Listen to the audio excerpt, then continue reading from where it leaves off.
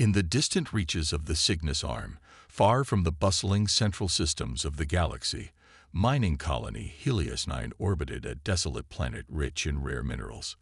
The colony wasn't much to look at, just a collection of interconnected modules and processing plants hanging in space, home to 43 hardworking men and women who extracted valuable resources from the planet below. Chief Engineer Jun Kim stood at the main viewport, his normally calm face lined with worry. The asteroid field that had always drifted harmlessly around their orbital path had suddenly become active, as if stirred by some invisible force.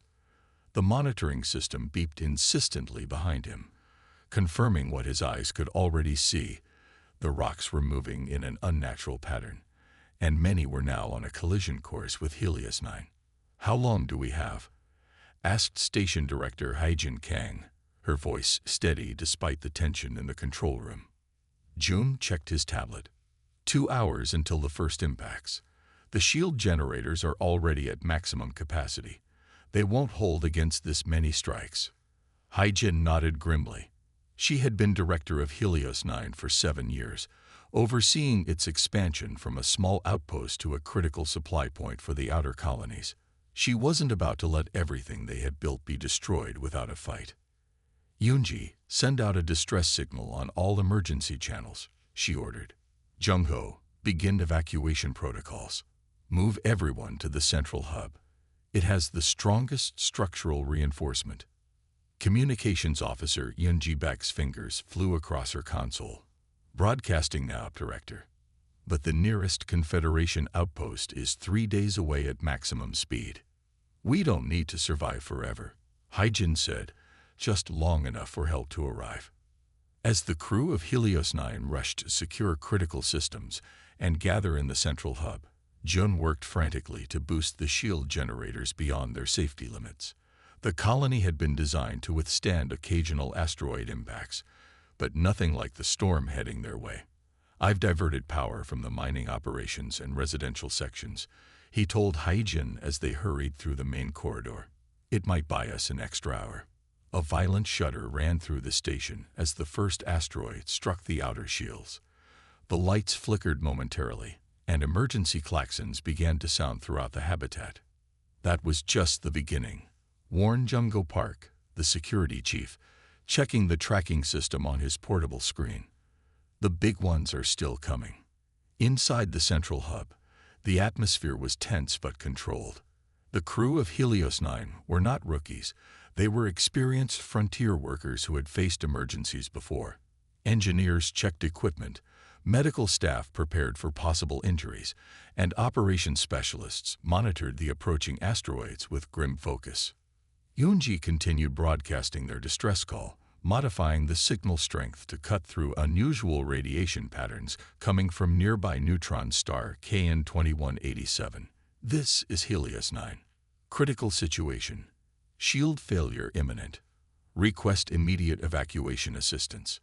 Unknown to the crew, this simple message, amplified by the neutron star's radiation, was propagating far beyond the standard communication range, traveling faster and farther than any human transmission had ever gone before. As the hours passed, the situation grew increasingly dire. The shield generators were failing one by one, and impacts were becoming more frequent. The outer modules had already been breached, venting atmosphere into space before emergency bulkheads sealed them off. "Shield capacity at 28%, announced Jun, his voice hoarse from shouting instructions to his engineering team. "We've lost sections 3 through 7. Haijin gathered everyone in the center of the hub. "I won't lie to you. Our situation is critical. The Confederation has acknowledged our distress call and dispatched rescue ships, but they won't arrive for at least 2 more days." A heavy silence fell over the room. They all understood what this meant. "But," Haijin continued, her voice finding new strength, "we still have options. The central hub was designed as a lifeboat.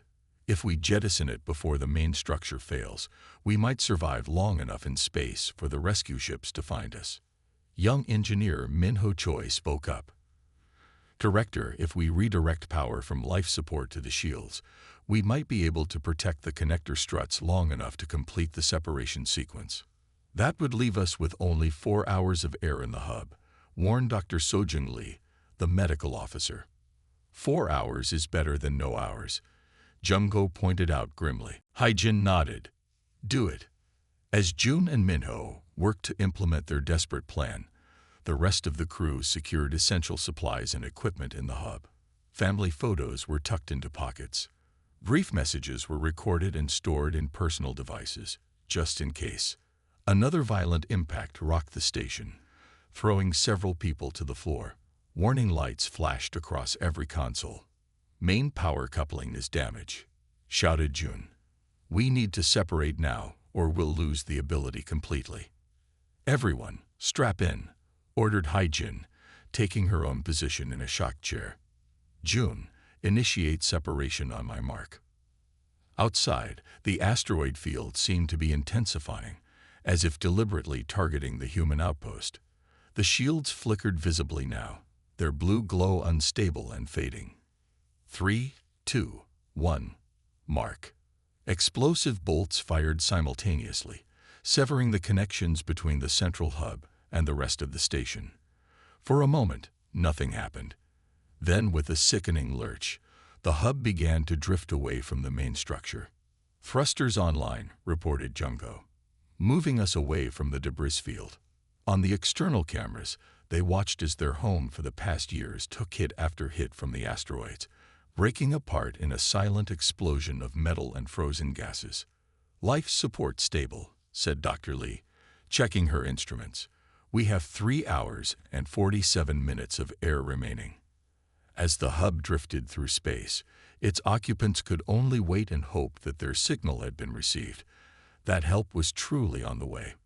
What none of them realized was that their desperate call had reached far beyond the Confederation's borders, triggering events that would soon change the course of galactic history. Among the stars, something ancient had heard their cry, something powerful, something that had been watching for millennia, waiting for the right moment to reveal itself. And now, it was coming. 3 days after Helios 9 sent its desperate call for help, the Galactic Confederation's rescue fleet approached the outer rim of the Cygnus Arm. The fleet consisted of 5 ships. The command vessel Horizon, led by Fleet Admiral Minji Park, 2 medical frigates filled with supplies and doctors, and 2 military escorts to protect them from the notoriously active pirates in this sector. Admiral Park stood on the bridge of the Horizon, her experienced eyes fixed on the main display, showing their approach to the last known coordinates of Helios 9. She had led many rescue missions during her 20-year career with the Confederation Navy, but something about this one felt different. The distress signal had been unusually strong, somehow breaking through interference that would normally block such transmissions. Scan the area, she ordered. Look for the station or any escape pods. Lieutenant Jawan Shin, her senior sensor officer, worked quickly at his console. I'm detecting debris consistent with the space station, Admiral. It appears Helios 9's main structure has been destroyed. He paused, adjusting some settings. Wait. I'm also picking up a small structure. It looks like the central hub managed to separate before the destruction. Life signs detected. A small cheer went up around the bridge. Finding survivors after 3 days was always a welcome surprise. Set course for the hub, Minji ordered. Inform medical teams to prepare for. Admiral, Jawan interrupted, his voice suddenly tense. I'm detecting something else. Something large. Minji stepped closer to his station. Define large, Lieutenant. Massive, Admiral. The object is decelerating from what appears to be faster than light travel, but not using any jump technology we're familiar with. He looked up, face pale. It's heading directly toward Helios 9's remains. On screen, Minji ordered. The main display shifted to show a distant point of light that was rapidly growing larger. As the ship's sensors adjusted, the image clarified, revealing an object that made everyone on the bridge fall silent. It was a vessel, but unlike anything the Confederation had ever encountered. It stretched at least 17 kilometers from end to end, a massive elongated structure with smooth curves and strange protrusions that didn't match any known ship design. Its hull appeared to be made of a dark material that seemed to absorb rather than reflect the distant starlight. "Is it responding to standard hails?" Minji asked, fighting to keep her voice level. Communications Officer Young-Soo Kwon shook his head. "No response on any Confederation frequencies. I've tried all known protocols, including ancient emergency bands." "How fast is it moving?" Minji asked. "That's the strangest part," said Jawan. "It was traveling at what our sensors indicate was approximately 20 times the speed of light without using a jump gate. Now it's slowing to sublight velocity using an unknown propulsion method that's not generating any detectable exhaust or energy signature." Science Officer Doi Yoon spoke up from her station. "Admiral, according to our databases, no known species in cataloged space possesses technology remotely similar to what we're witnessing. The Arcturians have the largest ships in known space, and their biggest vessel is barely 2 kilometers long." Minji made her decision quickly. "All ships hold position. Raise shields and power weapon systems, but do not target the vessel unless I give the order. I want all information we can gather on that ship sent back to Confederation headquarters immediately." As the fleet held its position, the enormous vessel continued its approach toward Helios 9's remains. When it reached the debris field, it stopped, hovering near the separated central hub where the survivors waited. The survivors, Minji suddenly remembered. "Can we contact them?" "I've been trying," said Young-Soo. "Their communications array must be damaged. We're receiving a weak emergency beacon, but no voice transmission." On the display, they watched as the massive ship positioned itself between the rescue fleet and Helios 9's central hub. For several tense minutes, nothing happened. Then, without warning, the vessel emitted a soft blue glow that expanded outward, enveloping the hub in a shimmering field of energy. "What are they doing?" Minji demanded. "Unknown, Admiral," said Doi, frantically analyzing the readings. "The energy field doesn't match any weapon signature in our database. It's somehow redirecting the remaining asteroids away from the hub." They watched in amazement as the asteroid field that had destroyed Helios 9 began to disperse, the rocks changing course as if pushed by an invisible hand. "The hub," Jawan reported, surprise evident in his voice. "Its power signature is changing. The life support systems are. They're being restored. No, more than restored. They're being replaced with something far more advanced." Before Minji could respond, every screen and communication device on the bridge suddenly displayed the same message simultaneously. "Distress acknowledged. Assistance rendered. We have been watching. We will be speaking." Across the room, Station Director Haijin Kang was speaking with Admiral Minji Park, describing the final moments before Helios 9's destruction. "We had minutes left at most," Haijin explained. "Then suddenly, our systems began repairing themselves. It was like watching magic." Admiral Park nodded gravely. "Whatever they are, they possess technology far beyond our understanding. The Confederation Council is assembling an emergency contact team, but they're still 12 hours away." A young officer rushed into the medical bay, his face flushed with excitement. "Admiral, the vessel is moving again. It's repositioning itself to the center of the system." Everyone who could walk hurried to the nearest viewport or screen. The enormous ship was indeed moving, its dark hull somehow visible against the blackness of space, as if it absorbed even the distant starlight around it. "Look!" someone shouted, pointing to small objects detaching from the main vessel.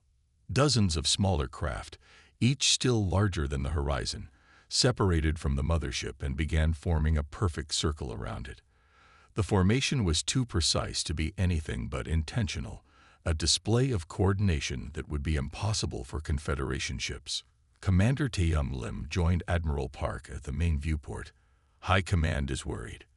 They've ordered all civilian ships to evacuate nearby systems until we determine their intentions.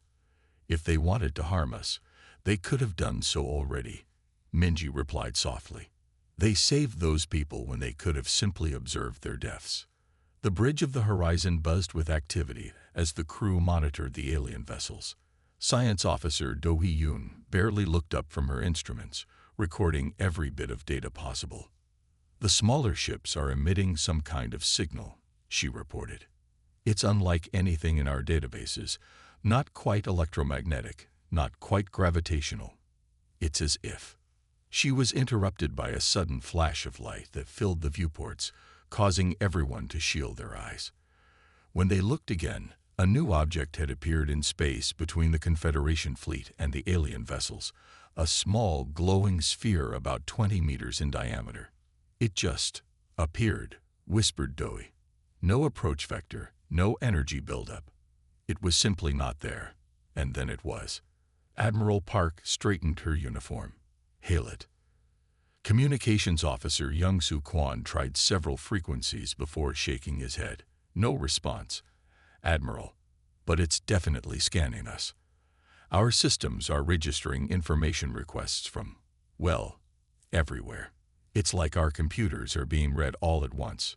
The glowing sphere pulsed once, twice, and then projected a holographic image into the center of the horizon's bridge, a three-dimensional representation of a humanoid figure. It was tall and slender, with features that seemed almost human, yet subtly different, slightly larger eyes, longer fingers, and skin that shimmered with a faint metallic quality. Everyone on the bridge froze. First contact protocols dictated that specialized diplomats should handle initial communication, but the aliens had clearly decided not to wait for the Confederation's contact team. The holographic figure spoke, its voice resonating not through the air, but directly in the minds of everyone present.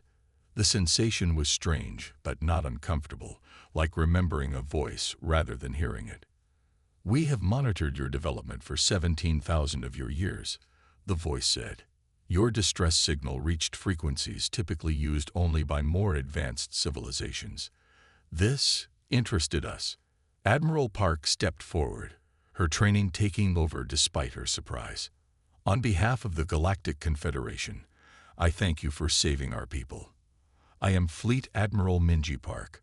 The holographic figure made a gesture that might have been a bow or a nod. Names are limiting. You may call us the Watchers, though that is not what we call ourselves. Your language lacks the proper constructs. What is your interest in our space? Minji asked directly. We have maintained observation posts throughout this galaxy since before your species walked upright, the figure replied. We watch, we learn, we occasionally guide. But we seldom intervene directly. Jun Kim had made his way to the bridge despite the doctor's protests. He stepped forward, unable to contain his curiosity. The technology you use to save us, how does it work? The power source alone must be. Jun. Admiral Park hissed, but the holographic figure turned toward the engineer with what seemed like curiosity. Your questions reveal much about your species, it said.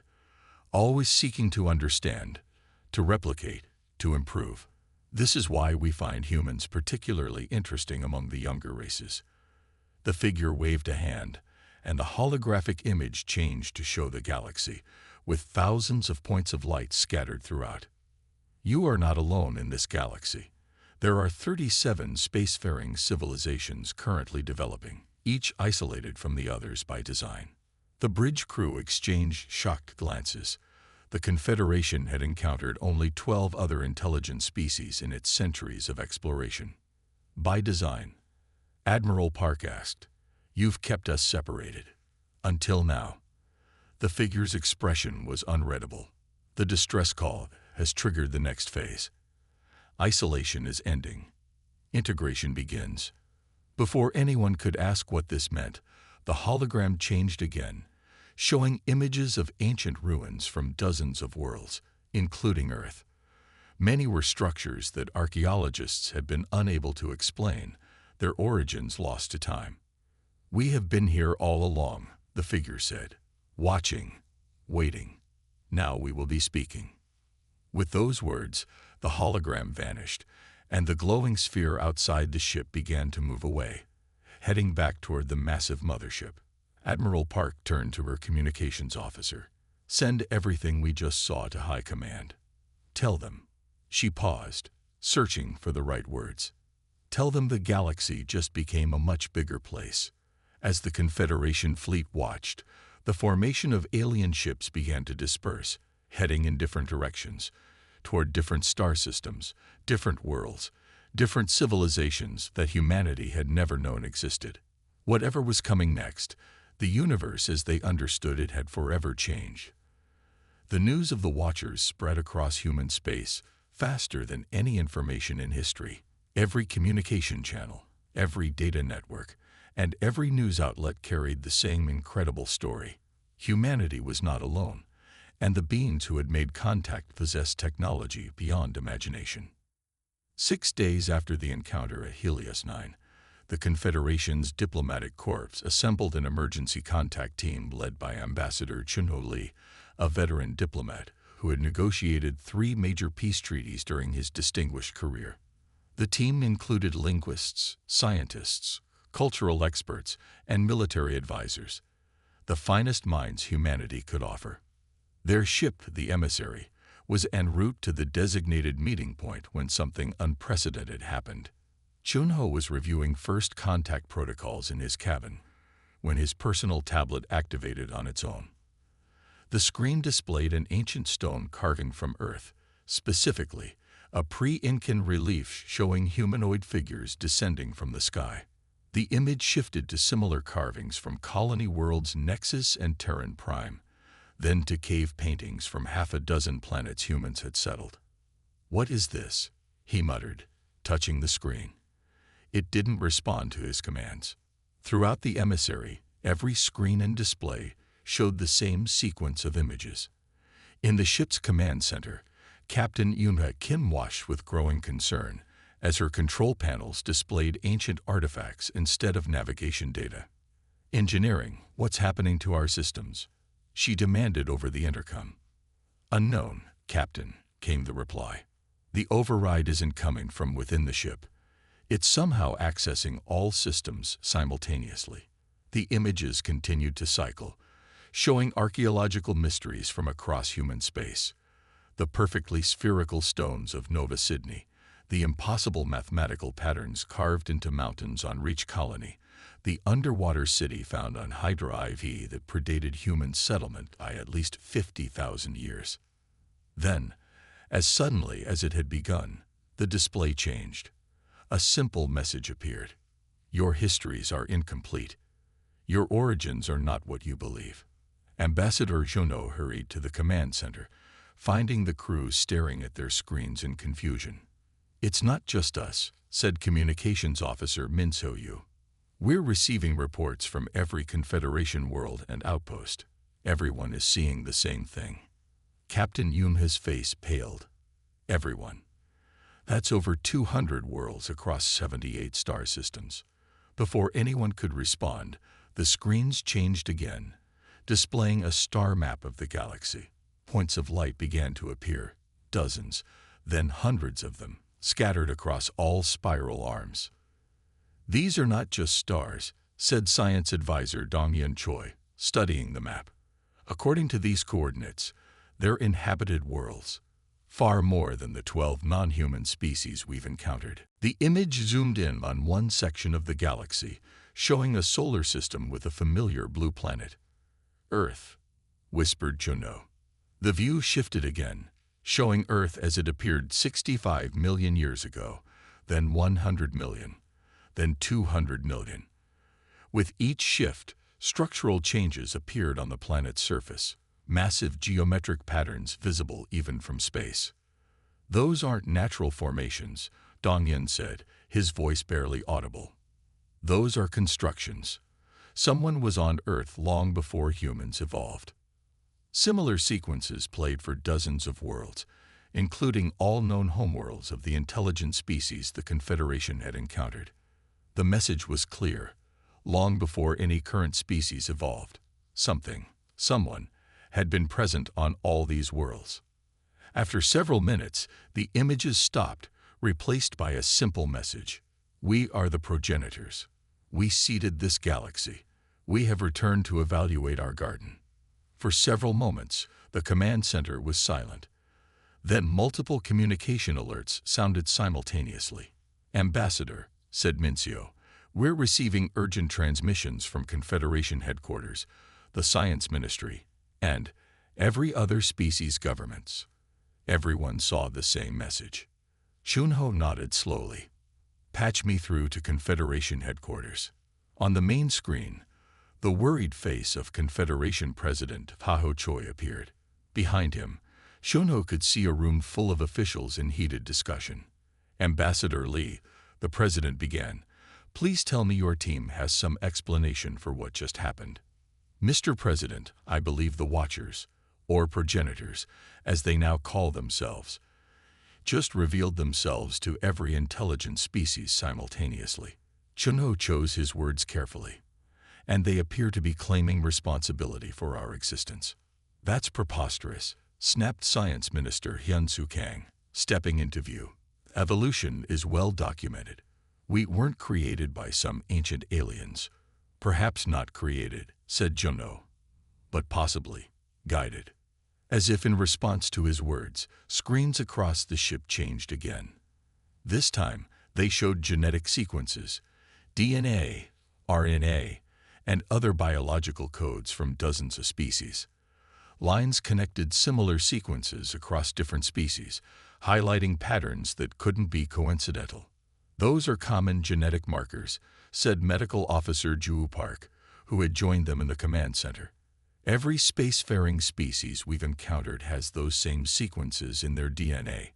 We've always attributed it to convergent evolution, similar environments producing similar solutions. But if those sequences were deliberately introduced..." Dong Yun didn't finish the thought. He didn't need to. The implications were staggering. If the progenitors were telling the truth, then the galaxy's species hadn't evolved independently. They had been cultivated, perhaps even engineered to develop along certain paths. "There's more," said Mincio, checking incoming reports. "Archaeological teams across human space are reporting that previously unexplainable artifacts are suddenly making sense in light of this revelation. The same is happening with the Kilari and Novan species. Ancient myths from a dozen worlds are being re-examined and found to contain references to visitors from the stars who shaped their development." President Taeho looked grave. "Ambassador Lee, your mission has just become the most important diplomatic assignment in human history. You are to proceed to the meeting point and establish formal contact with these progenitors. Find out what they want from us now." Junho nodded, feeling the weight of responsibility settle on his shoulders. "Yes, Mr. President." After the transmission ended, Captain Yuma turned to Junho. "What do you think they want? Why reveal themselves now, after millions of years?" Junho looked at the star map still displayed on one of the screens, showing all the worlds where intelligent life had been nurtured by these ancient beings. "I don't know," he admitted. "But whatever their reason for returning, I suspect we're about to witness the beginning of a new era, not just for humanity, but for all the children of the progenitors." Outside the emissary's viewport, stars streaked by as they continued toward their rendezvous with the architects of galactic life, and whatever judgment awaited them there.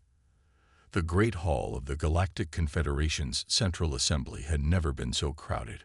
Representatives from 37 civilizations gathered beneath its vast transparent dome, their diverse forms filling the circular chamber with a riot of colors, shapes, and sizes. Many of these species were meeting for the first time, brought together by a shared revelation that had shaken each of their worlds to the core. At the center of the assembly stood Confederation President Taho Choi, flanked by Science Director Do-Yeon Kang and Security Chief Sora Yoon. Though he had led humanity's interstellar government for 6 years, Taho had never imagined presiding over such a historic gathering. "We welcome all sentient beings to this unprecedented assembly," he began, his voice translated into 37 different languages through the advanced systems installed throughout the chamber. "1 week ago, none of us knew of the other's existence. Today, we stand united by a common ancestry and a common purpose, to understand the beings who claim to have seated us among the stars. Murmurs rippled through the assembly. The aquatic Moran delegates bubbled nervously in their water tanks. The insectoid Xs clicked their mandibles in what might have been agreement or concern. The crystalline Rathi glowed with shifting patterns of light that expressed their complex emotions. Ambassador Junho Lee sat in the human section, studying the gathering with a diplomat's keen eye. The past week had been a whirlwind. After the progenitor's message had reached every inhabited world, long-dormant beacons had activated across the galaxy, providing detailed maps to this neutral location. Ships from species humanity had never encountered began arriving, each as confused and curious as the humans themselves. The progenitor's vessel maintains its position near the assembly station, reported Commander Taeyong Lim, monitoring the massive ship that hung motionless in space outside. Since arriving 3 days ago, the 17-kilometer craft had remained silent, its dark hull absorbing the light of nearby stars. "They're waiting," whispered Haijin Kang, the survivor from Helios 9 who had been invited to attend the assembly due to her first-hand experience with the mysterious beings. But for what? As if in answer to her question, the great dome above the assembly began to darken, the stars outside fading from view as some unknown technology altered the transparency of the material. Then, without warning, light bloomed in the center of the chamber, a soft blue glow that coalesced into a holographic figure similar to the one Admiral Minji Park had described from the first contact. The chamber fell instantly silent. "Children of the seeding," the figure spoke, its voice somehow understandable to every being present, regardless of their species or language. "Your gathering pleases us. It is the first step toward the purpose for which you were cultivated." President Taeho stepped forward. "On behalf of all assembled, I welcome you. We have many questions about your claims and your intentions." The holographic figure made a gesture that might have been a smile. "Questions are the beginning of wisdom. Ask." "Did you create us?" called out a representative of the reptilian Droska. "No. We found the sparks of life already present on your worlds. We simply guided those sparks along certain paths." "Why?" asked Jun Kim, the engineer from Helios 9 who had insisted on addressing the assembly despite protocol. "Why interfere with our evolution at all?" The hologram's form shifted, becoming more fluid, less humanoid. Diversity and unity in balance. Each species unique, yet connected. A grand experiment spanning millions of your years. Science Director Doyen Kang stepped forward. "You separated us deliberately, kept us from discovering each other. Why end that experiment now? All experiments must conclude. Data must be analyzed. Results must be evaluated." The holographic figure expanded, filling more of the chamber. The distress call from the human outpost was the catalyst, a signal that reached frequencies only achieved by species ready for the next phase. Around the chamber, delegates exchanged nervous glances. The word evaluation had troubling implications. A tall, feathered being that humans had learned was called a Vosh rose from their delegation. "Are you here to judge us then? By what right?" The hologram pulsed with new intensity. "By right of the seeds we planted. By right of the knowledge we preserved when the galaxy was young, and the stars still burned hot with their first fire." Above the assembly, the dome cleared again, revealing not just the stars, but a new sight. Thousands of smaller vessels detaching from the progenitor's mothership, spreading outward in all directions. "What are they doing?" demanded Security Chief Sora Yoon, her hand instinctively moving to the weapon at her side. "Observing. Evaluating. Beginning the next phase," replied the hologram calmly. The great chamber erupted in voices, some afraid, some angry, some curious. President Taeho raised his hands for quiet, which slowly returned. "What exactly are you evaluating us for?" he asked, his voice steady despite the tension in the room.